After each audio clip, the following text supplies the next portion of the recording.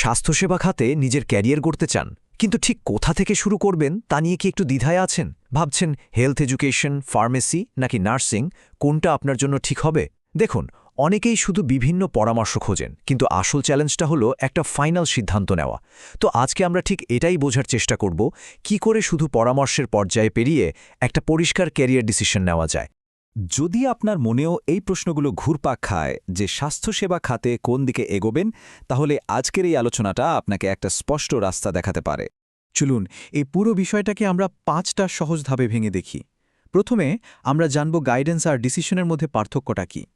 তারপর আমরা health education, pharmacy আর নার্সিংয়ের বিভিন্ন দিকগুলো দেখব।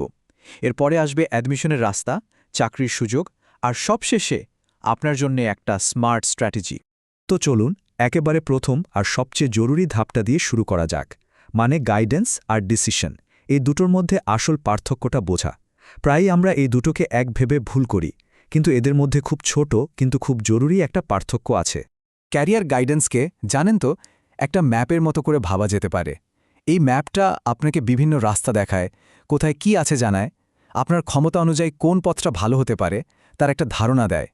কিন্তু কোন পথে আপনি শেষ পর্যন্ত হাঁটবেন সেই সিদ্ধান্তটা কিন্তু আপনার। আর অন্যদিকে ক্যারিয়ার ডিসিশন হলো সেই ম্যাপটা দেখে একটা নির্দিষ্ট রাস্তা বেছে নেওয়া এবং সেই পথে হাঁটা শুরু করা।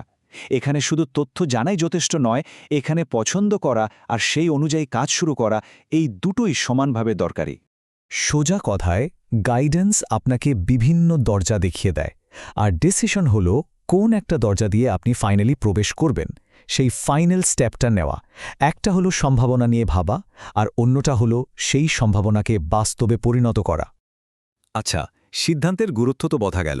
এবার চলুন স্বাস্থ্যসেবার 3টে দারুণ ফিল্ড, হেলথ এডুকেশন, ফার্মেসি আর নার্সিংয়ের ভেতরে ঢুকে দেখা যাক প্রত্যেকটা পথ আপনাকে ঠিক কোথায় নিয়ে যেতে পারে। প্রথমেই আসি হেলথ এডুকেশনে। ধরুন আপনার ইন্টারেস্ট শুধু রোগ সারানোতে না, বরং রোগটা যাতে না হয় সেদিকে, মানে রোগ প্রতিরোধে। আপনি যদি সমাজের স্বাস্থ্যে একটা বড়সড় পরিবর্তন আনতে চান, তাহলে এই ফিল্ডটা আপনার জন্য।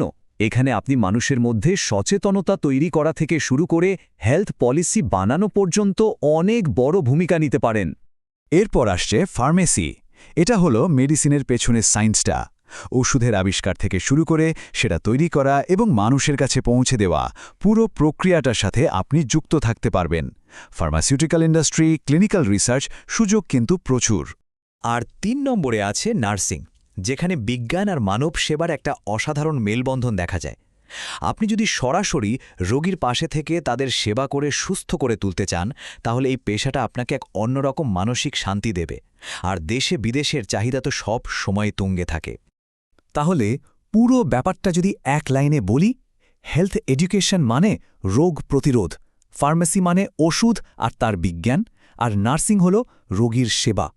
3টে পথ আলাদা হলেও প্রত্যেকটাই কিন্তু স্বাস্থ্য ব্যবস্থার জন্য ভীষণ জরুরি। ওকে, তো আমরা 3টে পথ সম্পর্কে জানলাম, কিন্তু এই পথে এগোতে গেলে প্রথম ধাপটা কি? হ্যাঁ, ঠিকই ধরেছেন, অ্যাডমিশন টেস্ট বা প্রবেশিকা পরীক্ষা। চলুন দেখি এর জন্য কি করতে হবে। এখন ভারতে মূলত 2টো বড় পরীক্ষার ওপর জোর দেওয়া হয়। একটা হলো নিচ ইউজি, যেটা এখন অনেক কলেজে নার্সিং আর অন্যান্য হেলথ কোর্সের জন্য প্রধান পরীক্ষা হয়ে দাঁড়িয়েছে। আর দ্বিতীয়টা হলো সিইউইটি, যেটা কিছু কিছু বিশ্ববিদ্যালয়ে হেলথ সায়েন্স বা বি-ফার্ম কোর্সে ভর্তির জন্য লাগে। ভাবতে পারছেন, ভারতে নার্সিং, ফার্মেসি আর হেলথ এডুকেশনের জন্য সব মিলিয়ে 30-এরও বেশি আলাদা আলাদা প্রবেশিকা পরীক্ষা আছে। এত অপশনের ভিড়ে হারিয়ে যাওয়াটা খুবই স্বাভাবিক, আর এই জন্যই একটা পরিষ্কার স্ট্র্যাটেজি থাকাটা শুধু জরুরি নয়, একেবারে মাস্ট। ডিগ্রি তো হয়ে গেল, কিন্তু তারপর কি? আপনি কি একটা স্টেবল চাকরি খুঁজবেন, নাকি নিজের উদ্যোগ নিয়ে নতুন কিছু শুরু করতে চান, মানে নিজের বস নিজেই হবেন? চলুন এবার একটু লম্বা সময়ের পরিকল্পনা নিয়ে ভাবা যাক। দেখুন, এখানে 2টো প্রধান পথ আছে। চাকরি মানেই একটা সেফটি নেট, কম ঝুঁকি, একটা বাঁধা মাইনে আর নির্দিষ্ট পথে প্রমোশন। আর অন্যদিকে নিজের ব্যবসা মানে ঝুঁকি একটু বেশি, কিন্তু রোজগারের সম্ভাবনাও অনেক, আর সবচেয়ে বড় কথা হলো স্বাধীনতা। আর হেলথ কেয়ারে কিন্তু উদ্যোগপতি হওয়ার সুযোগ প্রচুর।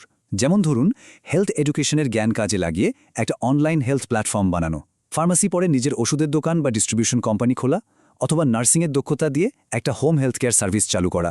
ভাবুন তো একবার, সম্ভাবনা কিন্তু প্রচুর। এত কিছু জানার পর এবার আসা যাক আসল কথায় একটা সলিড প্ল্যান যেটা আপনাকে আপনার লক্ষ্যে পৌঁছাতে সাহায্য করবে চলুন দেখে নিই সাফল্যের জন্য আপনার স্মার্ট স্ট্র্যাটেজিটা কী হবে অ্যাডমিশন টেস্টের জন্য আমরা একটা খুব সহজ 3 স্টেপ স্ট্র্যাটেজি ফলো করতে পারি। 1. যে কোনো একটা প্রধান পরীক্ষার উপর ফোকাস করুন, যেমন নিট বা সিইউইটি। 2. হাতে 2-3টে ব্যাকআপ পরীক্ষা রাখুন, যেমন আপনার রাজ্যের সিইটি বা অন্য কোনো বিশ্ববিদ্যালয়ের পরীক্ষা। আর 3. নিজের সুযোগ বাড়ানোর জন্য একাধিক পরীক্ষায় আবেদন করুন। একটা কথা মনে রাখতে হবে সাফল্য শুধু কঠোর পরিশ্রম করে আসে না এর জন্য দরকার ঠিকঠাক প্ল্যানিং প্র্যাকটিস আর ডিসিপ্লিন মানে শুধু হার্ডওয়ার্ক করলেই হবে না স্মার্ট ওয়ার্কও করতে হবে তো আপনার হাতে এখন পুরো ম্যাপটা রয়েছে রাস্তাগুলো আপনার সামনে পরিষ্কার এখন সিদ্ধান্তটা আপনার আপনি কোন পথে নিজের যাত্রার ছাপ রেখে যাবেন ভবিষ্যৎ আপনারই হাতে